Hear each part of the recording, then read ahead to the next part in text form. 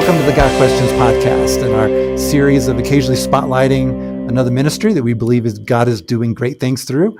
We're going to continue that series today, and today our focus is going to be on Stonecroft Ministries. So today I have with me Dr. Naomi Cramer Overton, the CEO of Stonecroft Ministries. So Naomi, welcome to the show. Thank you. I'm great. I'm grateful to be here. It's fun. So for listeners who may not be familiar with Stonecroft, what is Stonecroft all about? What's the mission that God has called the ministry to, and how do you seek to accomplish that? Well, I love a good story. So I'm going to actually start with our founder's story. So a woman, just like if you're a gal listening to this or watching this, a woman just like you or me, named Helen Duff Baugh in 1938, was a housewife and a mother. That's how they described themselves in those days. And she wanted to see her community of San Jose, California, be just a really special place, a place where people could see God's goodness. She started praying with some other women, and all of a sudden she started finding out that a lot of women had questions about God. And so this group of women who she was praying with had this passion to help people who wanted to find that full life in God through Jesus actually go on that journey and discover who Jesus was. And really, that's the same thing we're doing today, almost 84 years later.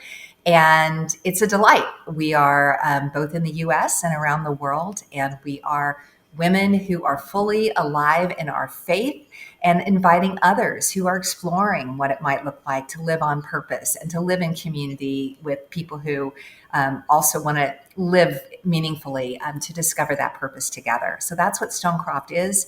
And we've had a lot of different forms over those 84 years, but that's the trueness of what we're about. We're about women fully alive. So maybe give me a little more specifics, like how exactly is Stonecroft accomplished? I mean, I know the answer to this because which I'll explain here in a minute. But what are the more concrete, boots on the ground type of things that Stonecroft does?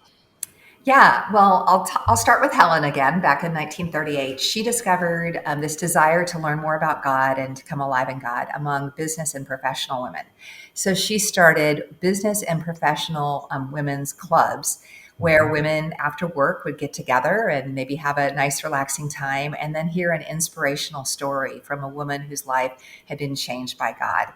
And then from there, if somebody was like, I want to know more, then they might be invited into a Bible study where they could open up the scriptures together and talk about what does this mean and in a really accessible way, which is one of the uniquenesses of Stonecroft. So Stonecroft will always have a special place in my heart and also my wife Melissa's heart, because we launched Got Questions when we were actually employees of Stonecroft Ministries in Kansas City. I was the supervisor of the shipping department, and Melissa was a writer in the Friendship Bible Coffee, eventually Friendship Bible Study program. And when we launched Got Questions, and it was the passion that we saw in people's hearts there for evangelism, for discipleship, for studying the Bible, for getting their questions answered, that played a big role. And then even some of the leadership at Stonecroft were instrumental in helping us. How do we establish a 501c3? What is this accounting thing? And can we do it this way or this way? So most of our initial board members were other Stonecroft employees. So Stonecroft played a huge role in helping us get Got Questions started. And it's been great to see the continued connection over the years. Melissa's now served on the board of directors for Stonecroft Ministries, and she's served in the local Christian Women's Connection the entire time since we moved here to Colorado Springs. So Stonecroft has a special place in our hearts. We're very grateful for our time there and also for the continued aspect of the ministry. So Naomi, please keep doing what you're doing.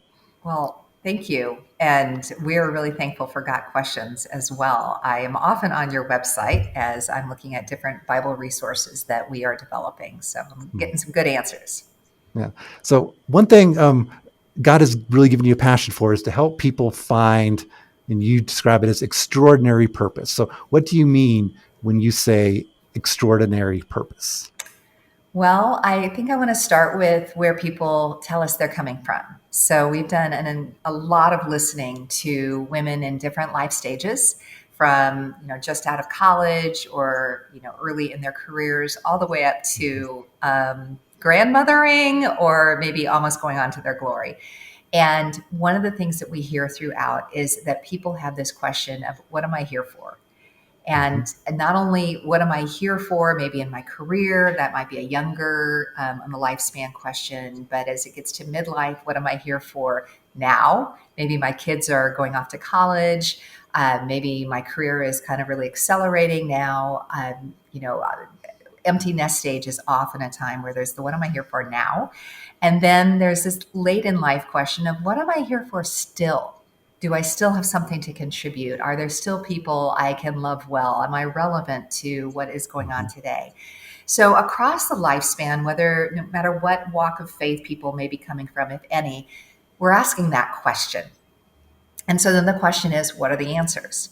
And so, if we really looked at our lives, just like looking at your checkbook can tell you a lot, if we really looked at our day timers, our, phone organizers, whatever, we might Yeah. see that we're just here to go through the motions, that we're just here to, get through the morning routine, make sure that the checklist at work gets done, make sure that our kids or family members are well cared for. And that is a way of living, but it's not a way of thriving. It's not a way of having our own souls fed. It's not a way necessarily of being in community, particularly now during this continued global pandemic with isolation. Just going through the Yeah. motions won't give us the kind of life, hope, joy that allows us to truly live an extraordinary life. So, Mm-hmm. extraordinary doesn't mean, one of the things I love that we've also heard is that we acknowledge, we know we are ordinary people. We live in everyday lives. We have some days where we're like, I've got so much energy. I can't wait to go do more good things in the world. We have a lot of days where it's like, wow, someone in my family is in crisis, or I'm in crisis, or I just am maybe struggling with anxiety. That's a very Yeah. common need. And so what we're really looking at Stonecroft is, how do we live this life to the full that God offers in a relationship with him, not outside of our ordinary lives, but extraordinary right in the midst of the everyday. Mm-hmm. So, what would you say are some of the most common hindrances to people finding their purpose in life, or people to understand that God does indeed have an extraordinary purpose for them? Yeah, what's been really interesting is I've kind of had a front row seat to a lot of women's lives. And Mm-hmm. you know this, Shay, that before I served as the leader of Stonecroft, I was the CEO at MOPS International, which is Mothers Mm-hmm. and Preschoolers. And both, which is a ministry that's to moms of kids, usually before school aged, and Yeah. their families. Both of these ministries serve around 100,000 women a year. And so, in listening to the different people we served, I've gotten to hear what people struggle with. Mm-hmm. I want to start with maybe kind of one of the enduring themes, but now we have layering on those themes that are the struggles to live this extraordinary life. One of the things that's long been around is this sense of overwhelm. Just, with the advent of information on demand, it's not just on our demand, it's also demanding a lot of us, and overwhelm in our relationships and them getting more complex with family systems and structures having changed, with working and parenting and everything getting combined. Just overwhelm has been an ongoing barrier to Mm-hmm. living in a way that can feel fully alive. Yeah. These layers that have really crept in recent years add onto that a lot of mental health challenges. Overwhelm is one thing. That's a lot about busy and just like, I want to tear my hair out. But you layer onto that the mental health crisis that we see in our culture today. And that really, a lot of people call that anxiety. That would be kind of an anxious, discouraged feeling. And a lot of that is fed by isolation. We're not as anxious when we're in healthy relationships. And then you have this new layer that's really emerged largely in the last 2 years, I'd say, where you have this divisiveness, where it isn't just maybe I'm overwhelmed and now I'm anxious, but now I also feel like almost like afraid to talk to people because I don't know if they're going to be on a different side of the issues than I am. I don't know what's going to happen when I post something on Facebook or Instagram.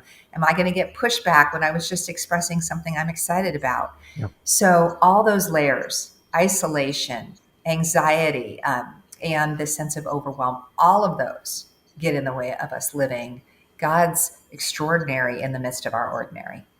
Yeah.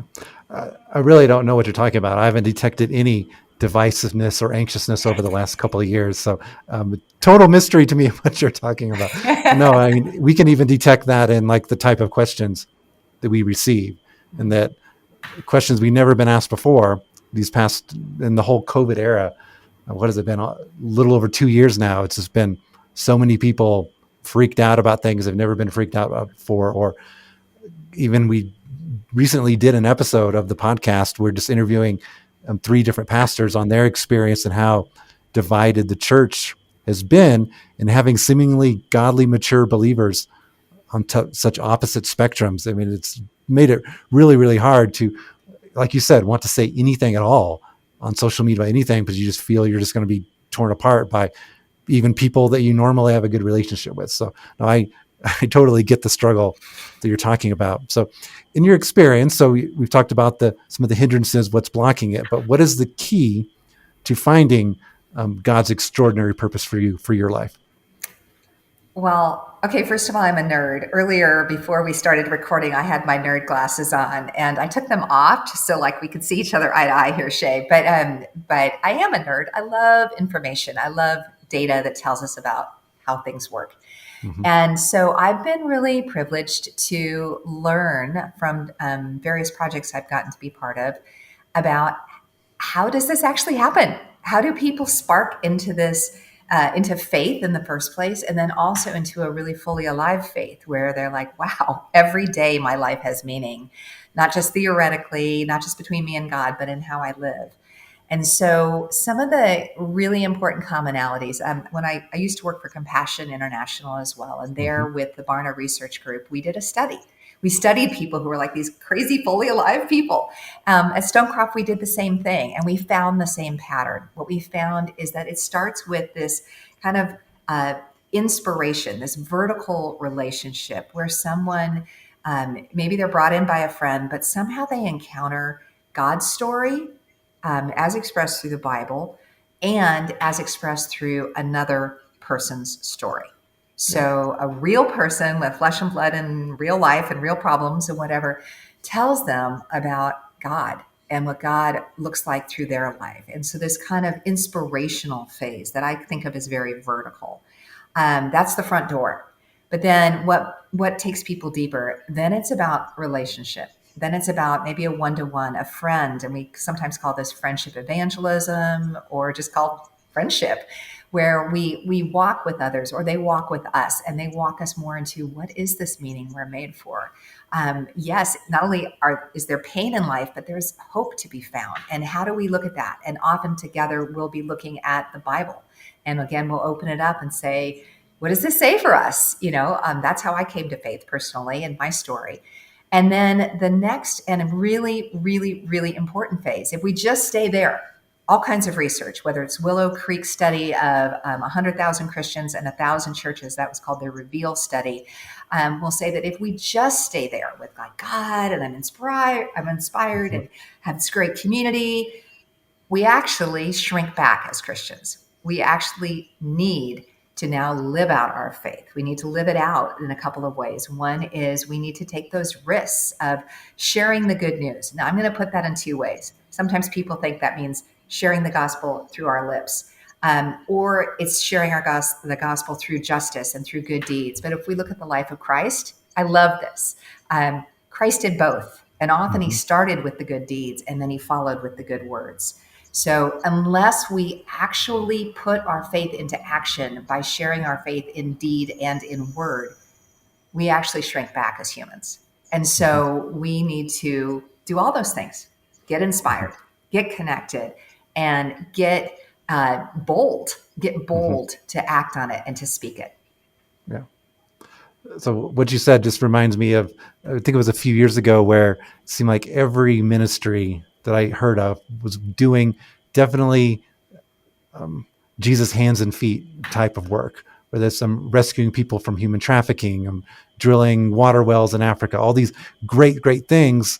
But then you look at like what they do, and they never actually got to the point of sharing the gospel. And to me, um, that bothered me because I mean, it got questions on every single page on our site. We have a link to at least one article that presents the gospel, because what's the good if we answer a question, even an important question, but they leave the site without having any exposure to the gospel? And so one thing I've always loved about Stonecroft is how focused on evangelism. It's not just doing good deeds or helping people, but then they also explaining, okay, the reason I did that is because of what Christ has done in my life. So the both and sort of perspective. And why do you think that's a struggle for some ministries to want to be able to do both, or to find ways to do both? Well, I think there's a lot of this is how we want to define ourselves. Mm-hmm. So, if we want to say, if we put our identity in us and maybe in our own gifting rather than in Jesus and in who Jesus says we are, then it's really easy to say, well, I'm a person who. I'm a person who sees needs. I'm a person who cares about justice. I'm a person who loves children and wants to see them flourish. And so then we define our way of living out our faith according to us. Whereas who does Mm-hmm. Jesus say we are? He says we're ambassadors. Every one of us is an ambassador for Christ. And whether we are gifted in evangelism, or we're pastors, or we're teachers, we're moms, we're single, professionals, it doesn't matter. We are all ambassadors. And so when we live in that, then we have to go, well, wait a minute. I'm not like some famous evangelist. I'm not a Billy Graham, or, Mm-hmm. if there was a female version, I'm sure there are many. I'm not her. I'm not gifted in evangelism, but I'm an ambassador. So then we live in that tension of, so Jesus, if that's who you say I am, then Mm-hmm. how do you use me? How do you use Naomi, who literally, evangelism is one of my smallest spiritual gifts? Yeah. How do you use me? And by the way, who have you put around me?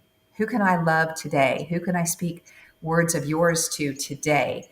Mm-hmm. And so actually really living into the discomfort of not identifying ourselves by ourselves, but by Jesus, who Mm-hmm. says we are his imitators in this world. And he did both. He Mm-hmm. did the demonstration of the gospel, and he did the proclamation of the gospel. Yeah.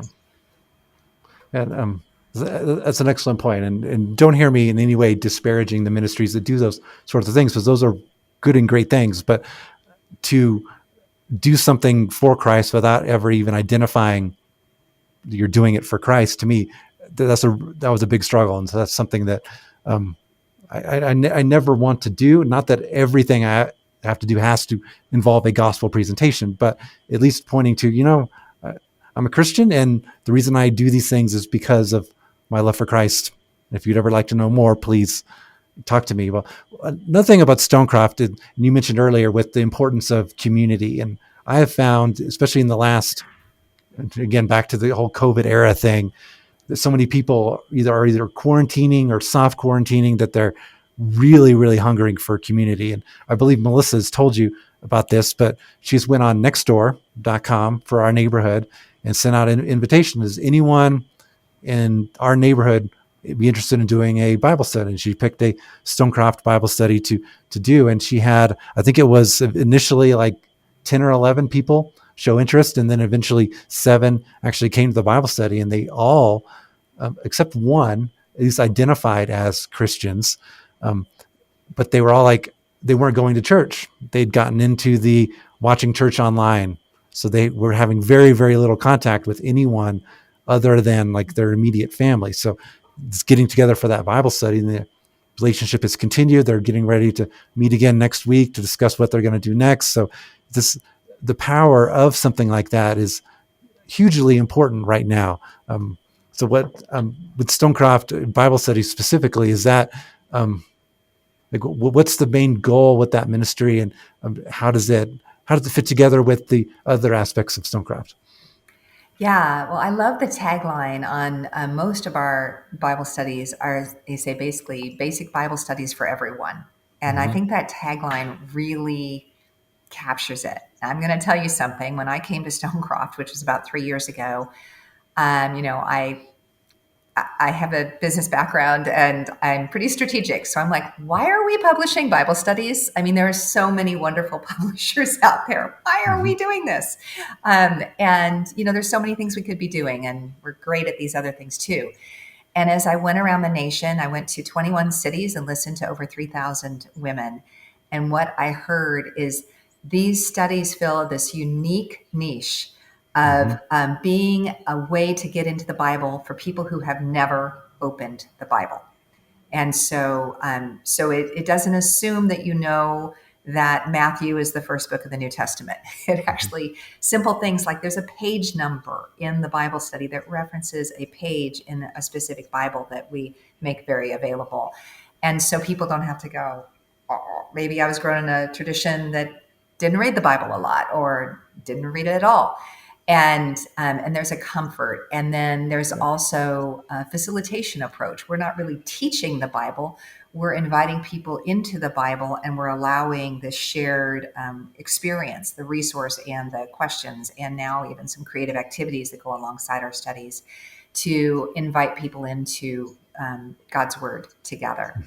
So those are some of the things that I've heard from over 3,000 people. And Melissa, your amazing wife, she used to help write our Bible studies. So some of the same approachable language that we see in Got Questions, I have to believe that some of that really reflects that same ethos of we want everyone to be able to understand God and to be able to get into the Bible and not to have to learn a second language Yeah, called Christianese to do so. exactly.